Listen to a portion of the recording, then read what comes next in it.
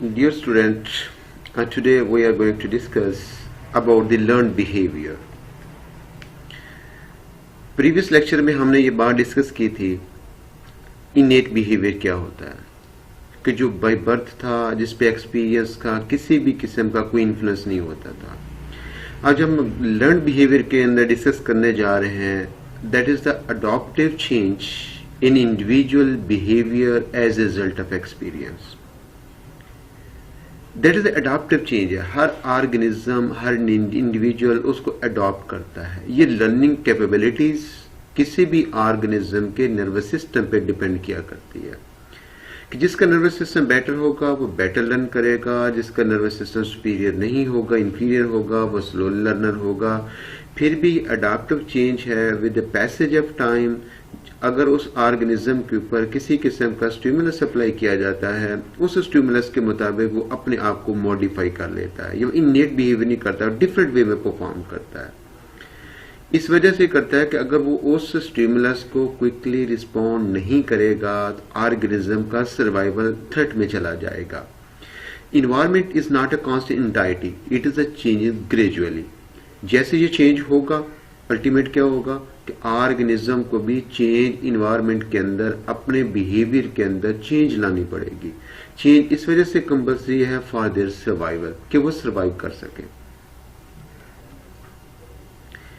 इसमें learning ability correlate with certain characteristics of the environment, कि जिस तरह की एनवायरनमेंट की कैरेक्टरिस्टिक्स है, एनवायरनमेंट कैसा है, हार्शर है, लाइटर है, सॉफ्टर है, व्हाटसोएवर, जिस तरह का एनवायरनमेंट होगा उससे इनकी लर्निंग कैपेबिलिटीज कोरिलेट करती हैं। एनिमल में modify it's behaviour response through the learning experience, वो अपने बिहेवियर को मॉडिफाई भी कर लेता है, चेंज भी कर लेता है एज पर experience. It can vary from individual to individual. There are major basic categories of learn behaviour.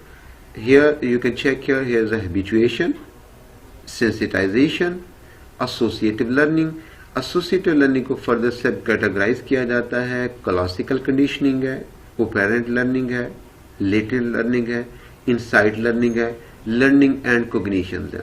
इसकी बहुत सारी टाइप्स हैं, but for sake of convenience हम इसको थोड़ा सा ज्यादा डिटेल से नहीं पढ़ रहे, हम इसको इख्तिसार से पढ़ रहे हैं। First heading, first category, habituation. Learning in which an individual stop responding to a stimulus or cue after a period of repeated exposure। अगर किसी इंडिविजुअल्स को रिपीटेड एक ही स्टिमुलस अप्लाई किया जाता है, उस स्टिमुलस का कोई इन्फ्लुएंस भी नहीं होता, वो हार्मलेस स्टिमुलस होता है, वो पार्टिकुलर ऑर्गेनिज्म उस स्टिमुलस का रिस्पॉन्स करना छोड़ जाता है।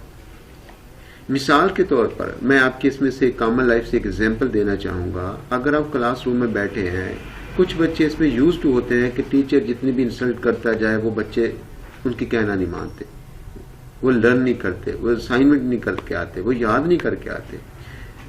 इनिशियली तो उनको गुस्सा आएगा, with the passage of time जब बार बार उसको ये स्टिमुलस मिलेगा, इंसल्टिंग बिहेवियर मिलेगा, उनको कहा जाएगा कि भैया आप क्यों काम नहीं करके आते। फाइनली कुछ बच्चे यूज टू हो जाते हैं कि उसका असर नहीं लेते।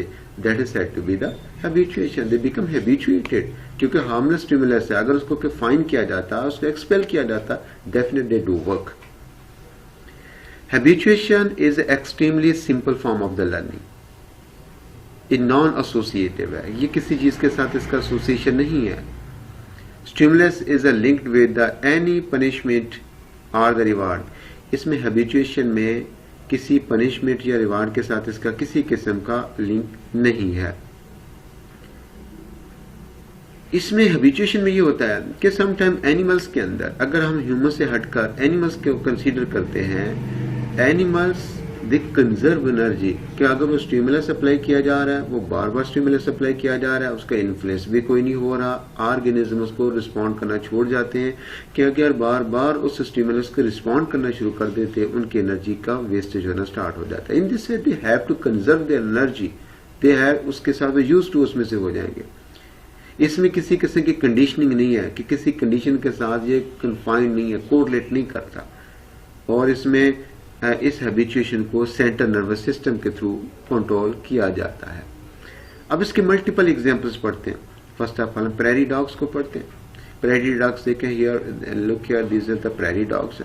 प्रेरी डॉग्स लाइक वीजल्स, इनका साइज छोटा होता है। आमतौर पर प्रेरी डॉग्स अलार्म कॉल देते हैं।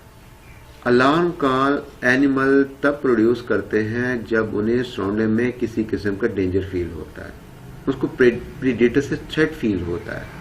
सबसे पहले वो क्या करेंगे, वो अलार्म कॉल देंगे जब वो ह्यूमन के फुट स्टेप्स को हियर करेंगे, सेंसिंग करेंगे। ऐसे लगता है कि ह्यूमंस आ रहे हैं, उसको पकड़ने के लिए आ रहे हैं, उसको कैप्चर कर लिया जाएगा। वो उसको रिस्पॉन्ड करते हैं, वो अपने आप को एक बिहेवियर परफॉर्म करते हैं।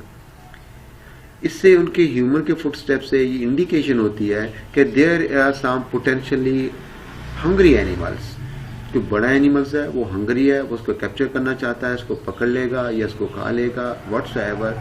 वो उसका रिस्पॉन्ड करेंगे। रिस्पॉन्ड करने के बाद क्या करेंगे, वहां से एस्केप कर जाएंगे, हाइड कर जाएंगे। अगर बार बार ह्यूमन के फुट स्टेप्स उनके को सुनाई देते हैं बट उसको किसी किस्म का डेंजर फील नहीं होता, नेक्स्ट टाइम जब इस तरह के फुट स्टेप्स को हियर करेंगे, सेंस करेंगे, दे स्टॉप रिस्पॉन्डिंग। कि बार बार अपनी फीडिंग को छोड़ेंगे, बार बार अपनी एक्टिविटीज को छोड़ेंगे, अपनी एनर्जी का वेस्टेज करेंगे, सारी एक्टिविटी को स्टॉप कर देंगे। क्यों? क्योंकि उनको किसी किस्म का कोई भी डेंजर फील नहीं हो रहा।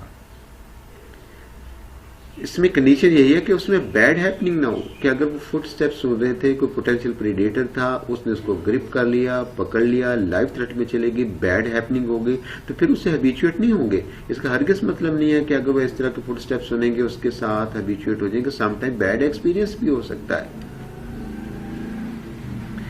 अगर सेम जो कि उन्होंने अलार्म कल सुने थे, उनके सुनने के बाद उसका रिस्पॉन्स नहीं आएगा क्योंकि उसको पोटेंशियल डेंजर फील नहीं हुआ, उससे हैबिचुएट हो चुके थे, स्पेशली वो स्पेसिफाइड ह्यूमन फुट स्टेप्स थे। इसका हरगिज ये मतलब नहीं होगा कि अगर वो उस पोटेंशियल प्रेडेटर के फुट स्टेप्स की आवाज सुन रहे हैं वो उसको सेंस करेंगे। अगर वो सेंस नहीं करेंगे, their life will be in threat. उनको ये देखें, यहाँ से ये अलार्म का साउंड प्रोड्यूस कर रहा है प्रेरी डॉग्स, इसकी सेंसिंग कर रहा है, ये उसमें से मॉनिटरिंग कर रहा है कि साउंड किस जगह से आ रही है। अपने हैंड लेग्स के ऊपर वो खड़ा हो जाता है, अपराइट हो जाता है, दूर तक एरिया को मॉनिटर करता है, पैनोरामिक विजन लेता है कि कहीं प्रीडेटर उसके इजी अप्रोच में तो नहीं है, क्या उसके बहुत करीब तो नहीं आ चुके, क्या है भी सही या नहीं। जब उसको किसी किस्म का डेंजर फील नहीं होगा तो अपनी एक्टिविटी परफॉर्म करते रहेंगे, अदरवाइज वो वहां से अलार्म कॉल के बाद एस्केप कर जाएंगे। Second one, ducks. कभी आपने पार्क विजिट किया होगा, इनिशियली जब पार्क न्यूली बिल्ट होता है उसके अंदर डक्स को इंट्रोड्यूस करवा दिया जाता है। डक्स जैसे ह्यूमन बींग्स को देखती हैं उससे दूर चले जाती है क्योंकि उनका एक्सपीरियंस है कि ह्यूमन बींग उसको पकड़ लेते हैं, उसको नुकसान पहुंचाते हैं, उसको थ्रेट करते हैं तो दूर चले जाएंगे। वो पीपल स्केयर करते हैं उन्हें। With the passage of time जब पीपल उनको विजिट करते हैं, उनके खाने की चीजें उसके साथ डाल देते हैं, पॉपकॉर्न एटसेट्रा, तो ये डक्स उन ह्यूमन के साथ स्केरी फील नहीं करती बल्कि उनके साथ मानूस हो जाती हैं। वो उनके करीब आना स्टार्ट कर देती हैं, उसे खतरा महसूस नहीं करती। उनको ये महसूस होता है कि जैसे ह्यूमन बीइंग उनकी तरफ आएंगे इसका मतलब है वो उनको फीडिंग के लिए उनके पास आ रहे हैं। किसी किस्म का डेंजर्स नहीं है, उसको पकड़ा नहीं जाता। वो कहीं और जगह पहले तो उसमें उड़कर दूर चले जाते थे या पानी में दूर उसमें स्विम करने के बाद चले जाती, बट यहाँ पर ऐसा नहीं हो रहा कि अगर वो उसमें से यूज टू हो रही है तो फिर उसके करीब आ जाएगी, वो दूर भी नहीं जाएंगी। वक्त के साथ साथ ह्यूमन से इंटरेक्ट करना स्टार्ट कर देते हैं, पीपल उनको फीड करना स्टार्ट कर देते हैं, causing them to realise that humans not a threat to them. उनके लिए किसी किस्म का कोई थ्रेट नहीं है। यहाँ से ये इजीली दूर जा रही है, यहाँ ह्यूमन बीइंग उसको एक फीड करवा रहे हैं, वो उसके हैंड से फीड कर रही है, किसी किस्म का खतरा महसूस नहीं होता। समटाइम इसमें से एनिमल्स इसी में पकड़े भी जाते हैं। यहाँ से देखें वो उनके करीब है, मानूस हो रहे हैं, दिस पर्सन उनको इजीली कैप्चर भी कर रहा है। तो ये उनका एक्सपीरियंस अच्छा नहीं रहा क्योंकि मानूस हो गए थे, उसे महसूस था कि ह्यूमन की वजह से उसको डेंजर फील नहीं होगा, वो उसके एस्केप करके जा सकते हैं, बट ह्यूमन ने उसे पकड़ लिया। ये उनका एक बैड एक्सपीरियंस भी है।